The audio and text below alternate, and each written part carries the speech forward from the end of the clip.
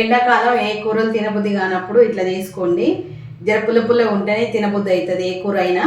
అందుకే ఈరోజు గోంగూర పుల్లగూర చేస్తున్నా. సింపుల్ ప్రాసెస్, 5-10 నిమిషాలలో అయిపోతుంది ఈ కూర. ఇలా కొన్ని నీళ్ళు పోసుకున్నా, నీళ్ళు కూడా వేడెక్కుతున్నాయి. కొన్ని మెంతులు వేసుకోవాలి. ఈ కూరకి ఇదే మెయిన్ ఇంగ్రీడియంట్. మెంతులు వేసుకోవాలి, పచ్చిమిరపకాయలు వేసుకోవాలి ఆ నీళ్ళల్లోనే. ఒక కట్ట గోంగూర తీసుకున్నా. ఇది ఎర్ర గోంగూర, కాడలు చూడండి రెడ్ కలర్లో ఇట్లా ఉన్నాయి. తెల్ల గోంగూర అయితే ఇంత పుల్లగా ఉండదు. ఎర్ర గోంగూర కాబట్టి పుల్లగా ఉంటుంది ఇది. అందుకే మిరపకాయలు చాలా పడతాయి. పుల్లగా ఉంటుంది, కమ్మ ఉంటుంది. అందుకే ఆ పులుపుని తీసేయడానికి కోసం మెంతులు వేసిన అనమాట. ఇది మా అత్తమ్మ ఎప్పుడు వండేది, చాలా కమ్మ ఉంటుంది ఈ కూర. మా అత్తమ్మ స్టైల్ ఇది. నుంచి ఆ మిరపకాయల పైనుంచి గోంగూర పెట్టుకోవాలి. అన్నీ పెట్టి ఇంకా మంచిగా ఉడికించుకోవాలి, అంతే, ఇంకేం లేదు. అంతా ఉడికినాక మంచిగా ఎనుపుకోవాలి. ఉల్లిగడ్డలు పెద్ద ముక్కలు కోసుకోవాలి ఇట్లా.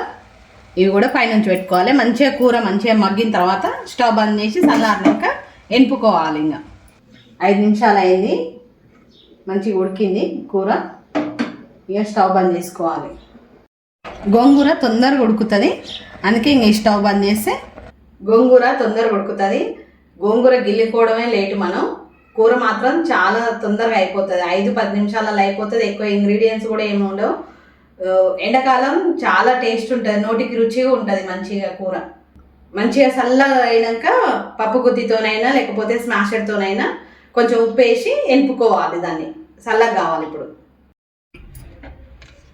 మంచిగా చల్లగా అయింది.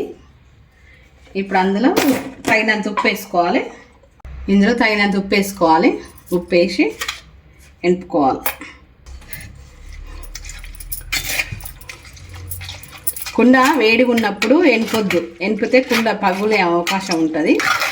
మీరు కూడా కుండలలో వండుకునేటట్లు చూసుకోండి. ఈ రాతేని గిన్నెలల్లో ఈ పులుపు కూరలు వండితే మంచిది కాదు. అల్యూమినియం అంతా మన కడుపులకే, ఈ వండే పదార్థం వల్లకి వస్తుంది. అది తింటే మన కడుపులోకి పోతుంది. గోంగూరలకి పోపు చేస్తున్నా.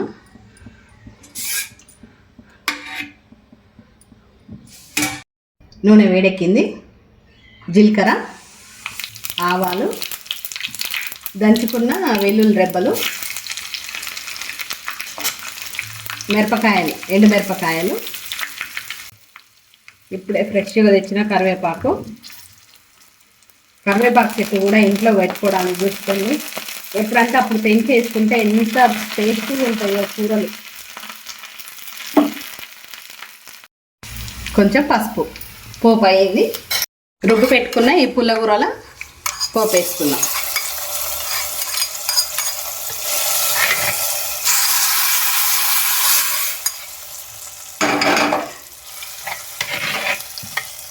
గోంగూర పుల్లగూర రెడీ అయింది.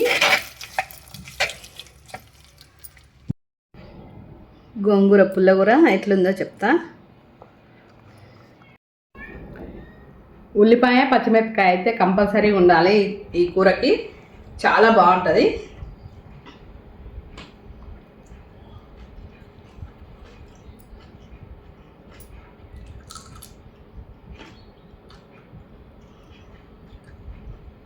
పుల్ల పుల్లగా, కారం కారంగా చాలా బాగుంది.